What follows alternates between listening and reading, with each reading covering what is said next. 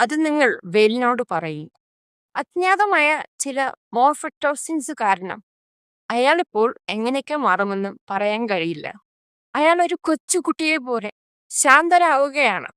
പക്ഷേ പെട്ടെന്ന് പിന്നീട് രൂപമാറ്റം സംഭവിച്ചുകൊണ്ടിരിക്കുന്ന മനുഷ്യരെ കൊല്ലാൻ മടിയില്ലാത്ത ആ മോൺസ്റ്റർ ബേബിക്ക് പുറത്തുപോയി കളിക്കണമെന്ന് തോന്നി.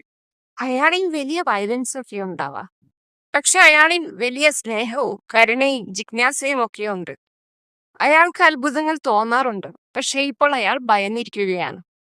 ട്രോമ ഈ മാറ്റങ്ങളോട് നമ്മുടെ മനസ്സ് എങ്ങനെ പ്രതികരിക്കണമെന്ന് തീരുമാനിക്കാനുള്ള കഴിവിനെ ഭയമില്ലാതാക്കുന്നു. അയാളെ പഴയ നിലയിലാക്കാൻ ട്രസ്റ്റും കെയറും ടൈമും ആവശ്യമാണ്.